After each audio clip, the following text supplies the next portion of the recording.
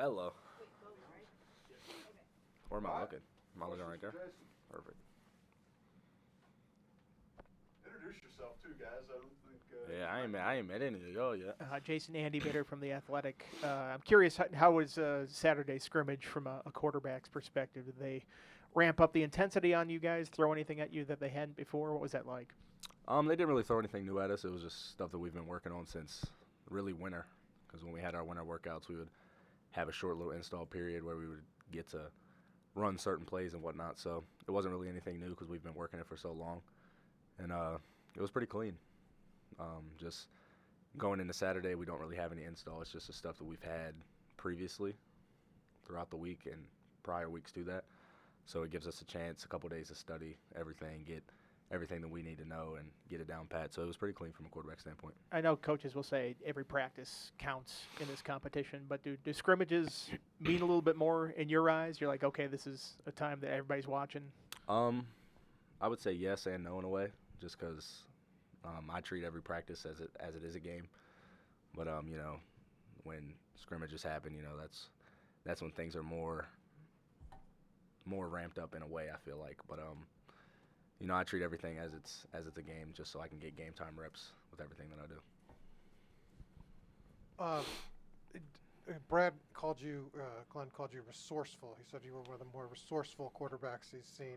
do you know, has he told you that, or what that means to you? Or? I couldn't even tell you what that means. But when you came into spring, what were you hoping to show the coaching staff, and what do you think you've proven so far through like 9 practices? Just that I can be a leader. I mean, I always forget that I'm one of the oldest people on this team. I mean, I just turned 23 2 weeks ago. And the youngest guy in our room is 18. So just trying to be, I guess, a resource to them and help them in ways. So I guess that's what he meant by that. But just being able to show them that I can lead and pick up on everything that they're trying to install and put on our plate, just the best of my ability. David Cunningham, Tech Sideline. Nice to meet you. I know when you transferred to Virginia Tech, you kind of said coming here you always wanted to come here. What's it been like this first semester so far? It's been great. Recording in progress. Nice.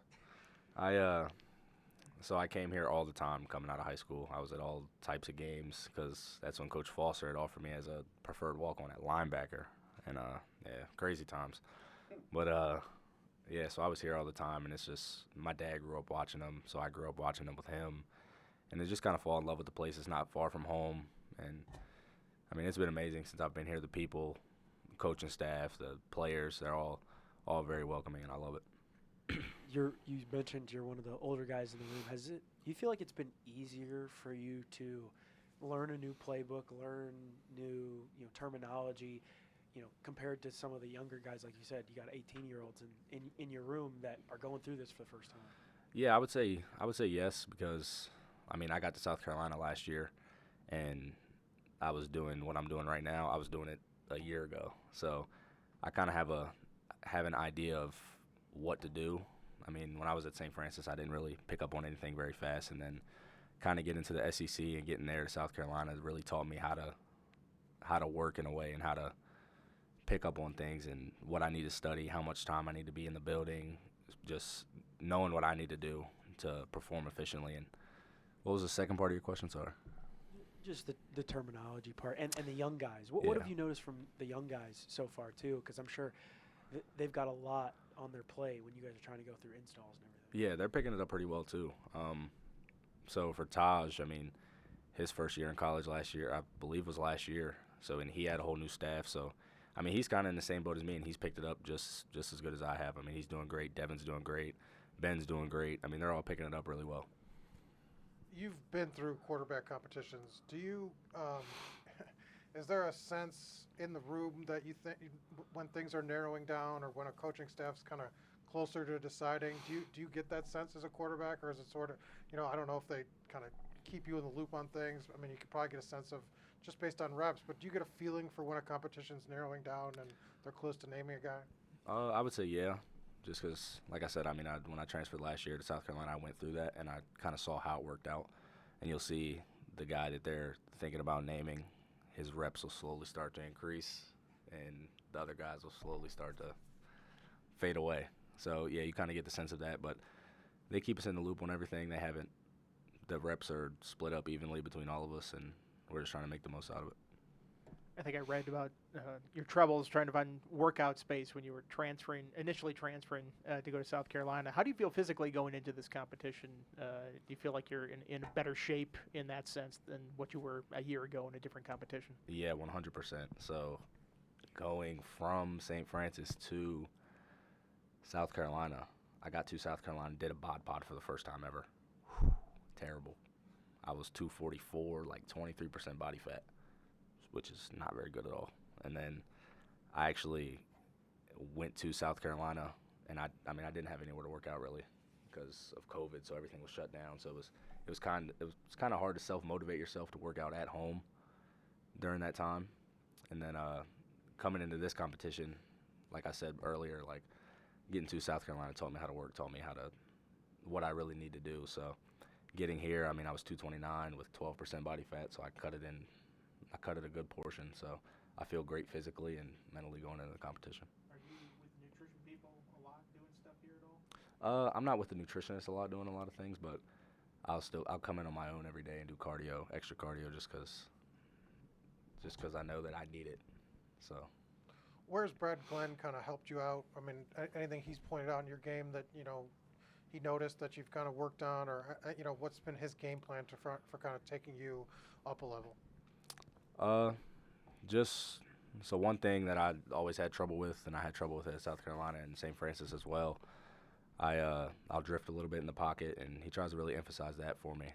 Just because once I get to a certain yard marker or a certain depth in the pocket, that's where the line expects me to be. If I'm any deeper than that, then not only do I mess the protection up for them, but I make it hard on myself to complete a throw or step up in the pocket later. So just really trying to keep a hard back foot and step up in the pocket to make plays rather than trying to get out every time.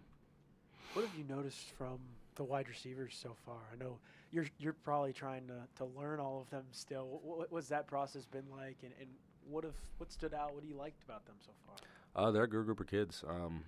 They work really hard. They're in here all the time. They're always throwing extra with us, with all the quarterbacks, me, Grant, and everybody else. So they want to get better, and they're a good group. They go up and make some plays that you're like, wow. Like Dalen the other day, I think it was practice 3, went up, made a one-handed catch, and I was like, I didn't see anybody do that last year. And it's some crazy things. They make some plays. Are you and Grant a lot closer with Steven and Jaden just because you guys all kind of came in together? Yeah. That's kind of how we are, just because we are all mid-years. Kind of like, we're kind of close with the freshmen in a way, too, that came in mid-years, because we're all coming here, and it's all new for all of us. So. One more, Mike Barber on Zoom. Yeah, I'm curious. A couple questions. First, did you always intend to transfer? Like when you went to St. Francis, were you thinking like, hey, I can play at a higher level, I'm going to prove it? Or did you think you'd be there for 4 years?